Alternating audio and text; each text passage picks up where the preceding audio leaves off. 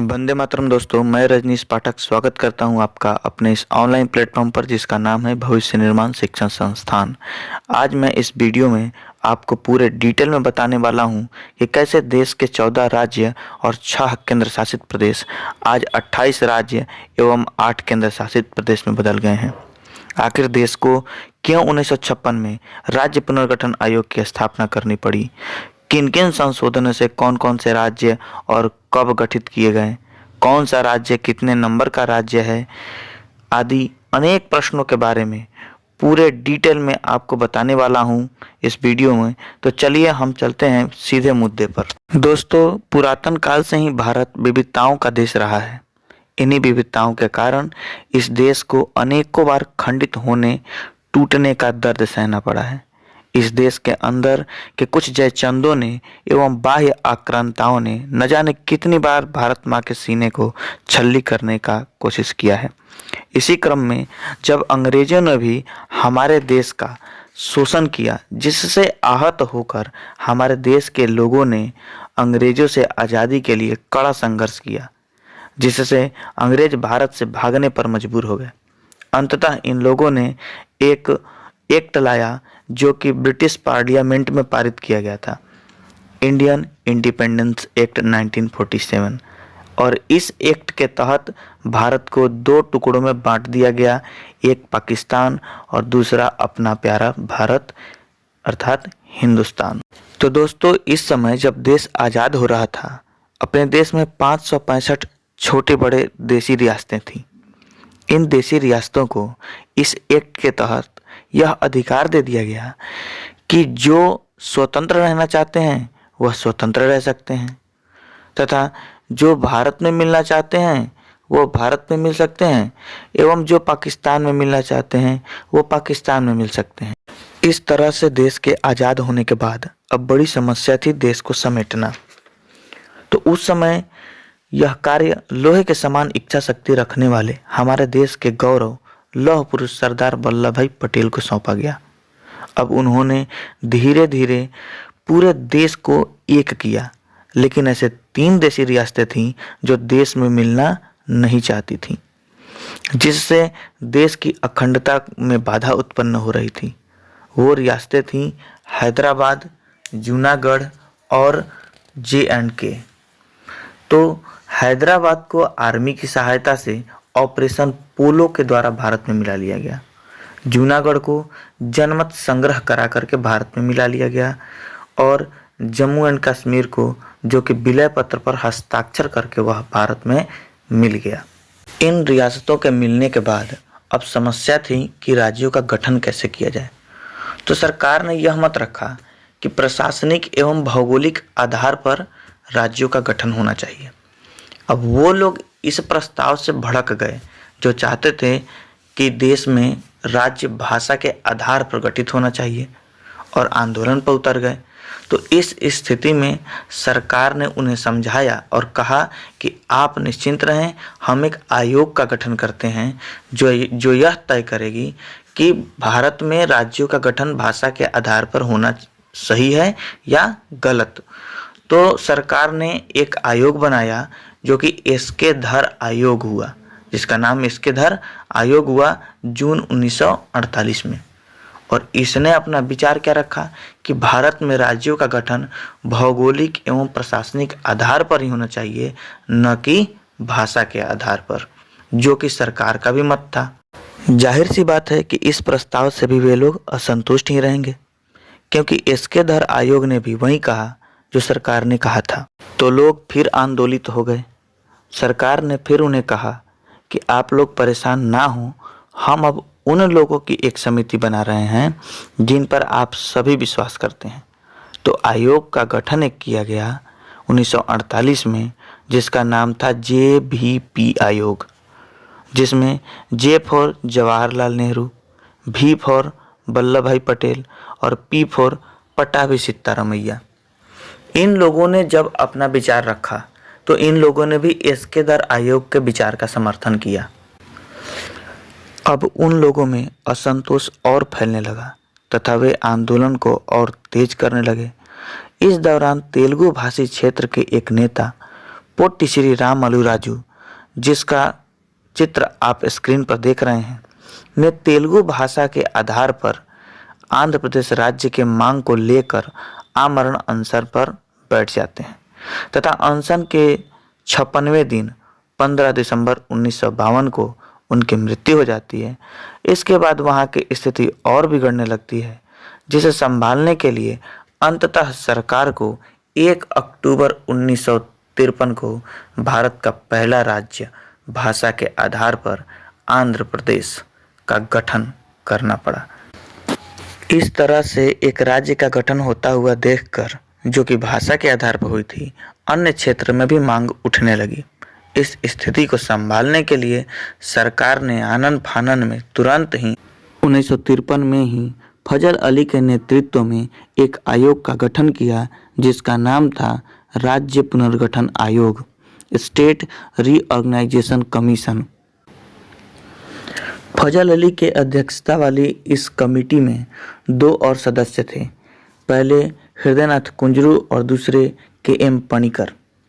इस आयोग का दूसरा भी नाम था फजल अली आयोग, जो कि इसके अध्यक्ष के नाम पर था। इन्होंने कहा कि राज्य का गठन भौगोलिक एवं प्रशासनिक आधार के साथ साथ भाषा के आधार पर भी ठीक है। मतलब ये उन लोगों के बातों को भी एक तरह से मान गए जो चाहते थे कि भाषा के आधार पर राज्यों का गठन होना चाहिए। और तब इनके द्वारा लाया गया राज्य पुनर्गठन अधिनियम 1956, और इस आधार पर देश में 14 राज्य और 6 केंद्र शासित प्रदेश गठित किए गए 1956 में, जो कि आप स्क्रीन पर देख पा रहे हैं। आप इसे नोट डाउन कर लें। तो दोस्तों, यहाँ तक यदि बात समझ में आया हो तो वीडियो को लाइक जरूर कर दें तथा बने रहें हमारे साथ अंत तक। और अगर वीडियो अच्छी लगे अंत तक देखने के बाद तो चैनल को सब्सक्राइब जरूर कर लें, ताकि मेरा आने वाला वीडियो आप तक जल्द से जल्द पहुंच पाए, और शेयर भी कर दें। तो आगे चलते हैं। आगे चलकर 1 मई 1960 को बॉम्बे प्रेसिडेंसी को 2 भागों में तोड़ दिया गया। मूल भाग महाराष्ट्र कहलाया और जो तोड़कर राज्य बनाया गया वह गुजरात कहलाया, और वह भारत का 15वां राज्य बना। तो इस तरह से गुजरात भारत का 15वां राज्य 1 मई 1960 को बना। फिर 19 दिसंबर 1961 को भारतीय आर्मी के द्वारा ऑपरेशन विजय चलाया गया तथा गोवा एवं दमन और दीव को पुर्तगालियों से मुक्त करा लिया गया तथा 1962 में गोवा एवं दमन और दीव को 12वें संविधान संशोधन के द्वारा भारत का केंद्र शासित प्रदेश बना लिया गया। फिर 1 दिसंबर 1963 को भारतीय संविधान में 13वां संशोधन किया जाता है और असम से अलग करके नागालैंड राज्य का गठन किया जाता है, जो कि भारत का 16वां राज्य होता है। उसके बाद 1 नवंबर 1966 को हरियाणा, जो कि भारत के 17वें राज्य के रूप में पंजाब से अलग करके बनाया जाता है, जो कि आप यहाँ मैप में देख सकते हैं। आगे 25 जनवरी 1971 इस दिन हिमाचल प्रदेश का यूटी का दर्जा समाप्त कर दिया गया और भारत का 18वां राज्य के रूप में हिमाचल प्रदेश को गठित किया गया। आप यहाँ मैप में भी इसे देख सकते हैं। आगे 21 जनवरी 1972 इस दिन त्रिपुरा एवं मणिपुर को यूटी का दर्जा हटा दिया गया, इनका यूटी का दर्जा, और पूर्ण राज्य का दर्जा इन्हें दिया गया। और 22वें संविधान संशोधन के द्वारा मेघालय को असम से अलग करके नए राज्य का निर्माण किया गया। तो इस तरह से आपने देखा कि अब तक 21 राज्य टोटल भारत में हो चुके हैं। 19वां राज्य मणिपुर, 20वां त्रिपुरा और 21वां मेघालय, जिसे असम से अलग करके 22वें संशोधन के द्वारा बनाया गया। आगे 1975 में 14 अप्रैल को सिक्किम के क्षेत्र में एक जनमत संग्रह कराया जाता है भारत सरकार के द्वारा, और वहाँ के 97.5% लोगों ने कहा कि हम भारत के साथ मिलेंगे। तो 26 अप्रैल 1975 को संविधान में 36वां संशोधन किया गया और सिक्किम को भारत का 22वां राज्य बना लिया गया, जो कि यहाँ आपको मैप में एक लाल रंग से जो थोड़ी सी जो डॉट की तरह दिखाई दे रहा है वो सिक्किम है। फिर 1987 में, जो कि आप दाहिने साइड में एक मैप देख रहे हैं और एक बाएं साइड में देख रहे हैं। दाहिने साइड वाले मैप में आप देख रहे हैं त्रिपुरा और मणिपुर के बीच में जो ये मिजोरम का क्षेत्र है वो पहले असम का ही क्षेत्र था और 53वें संविधान संशोधन के द्वारा इसे भारत का 23वां राज्य बना लिया गया असम से अलग करके। और इसी तरह से संविधान में 55वां संशोधन किया गया और अरुणाचल प्रदेश को भी असम से ही अलग करके 24वें राज्य के रूप में भारत का एक राज्य बना लिया गया। फिर 30 मई 1987 को संविधान में 56वां संशोधन किया गया और गोवा, जिसे 1962 में 12वें संविधान संशोधन के द्वारा भारत का केंद्र शासित प्रदेश बनाया गया था, उसे राज्य घोषित कर दिया गया। इस तरह से गोवा भारत का 25वां राज्य बना और इस तरह से अब तक भारत में 25 राज्य हो चुके हैं। फिर 1 नवंबर सन 2000 को भारत के मध्य प्रदेश राज्य को विभाजित करके भारत के 26वें राज्य के रूप में छत्तीसगढ़ को गठित किया गया, जिसका चित्र आप अपने स्क्रीन पर देख पा रहे हैं। बाएं तरफ विभाजित होने से पहले का चित्र दिखाया जा रहा है और दाएं तरफ विभाजित होने के बाद का। फिर सन 2000 में ही 9 नवंबर को भारत के 27वें राज्य के रूप में उत्तरांचल को उत्तर प्रदेश से अलग करके गठित किया गया। उत्तरांचल का नाम 21 दिसंबर 2006 को बदलकर उत्तराखंड रख दिया गया। आगे चलकर सन 2000 में ही 15 दिसंबर को बिहार को विभाजित करके झारखंड का गठन किया गया, जो कि भारत का 28वां राज्य बना। आगे चलकर 2014 में 2 जून को तेलंगाना का गठन किया गया, आंध्र प्रदेश को विभाजित करके। इस तरह से तेलंगाना भारत का 29वां राज्य बनता है। इस तरह से आपने देखा कि भारत में 2014 तक 29 राज्य हो चुके थे। फिर आगे चलकर 5 अगस्त 2019 को जम्मू कश्मीर राज्य को विभाजित कर दिया गया 2 केंद्र शासित प्रदेशों में। तो इस तरह से एक राज्य समाप्त हो जाता है और अब भारत में बचते हैं 28 राज्य। यहाँ तक हमने पूरा देखा कि राज्य कैसे कैसे और कब कब गठित किए गए।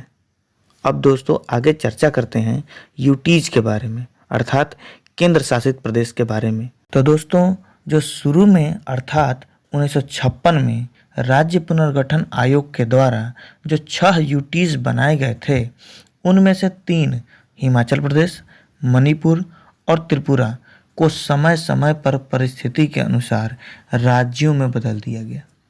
जो बचे हैं वो हैं दिल्ली, अंडमान निकोबार द्वीप समूह और लक्षद्वीप। तो देखते हैं कि 3 ही यूटीज बचने के बाद भी आज भारत में 8 यूनियन टेरिटरी कैसे हैं। 10वें संविधान संशोधन के द्वारा दादर एवं नगर हवेली को 1961 में यूटी बना लिया जाता है। फिर 14वें संविधान संशोधन के द्वारा 1962 में पौंडीचेरी को यूटी बना लिया जाता है। आगे चलकर 1966 में चंडीगढ़ को यूटी बना लिया जाता है। फिर 1987 में दमन और दीव को यूटी बना लिया जाता है। आगे चलकर 2019 में जम्मू कश्मीर, जो कि पहले एक राज्य हुआ करता था, उसको तोड़कर जम्मू कश्मीर और लद्दाख 2 यूनियन टेरिटरी में बदल दिया जाता है। तो इस तरह से 2019 तक भारत में कुल मिलाकर 9 केंद्र शासित प्रदेश हुए। आगे चलकर 2020 में 20 जनवरी को दादर एवं नगर हवेली तथा दमन एवं दीव को मिलाकर एक यूनियन टेरिटरी बना दिया जाता है। इस तरह से अब भारत में 8 केंद्र शासित प्रदेश हैं। तो हमने पूरे इस वीडियो में यह जाना कि कैसे भारत में अब 28 राज्य और 8 केंद्र शासित प्रदेश हैं। आई होप वीडियो आपको बहुत अच्छी लगी होगी। तो मिलते हैं नेक्स्ट वीडियो में, तब तक के लिए वंदे मातरम, धन्यवाद।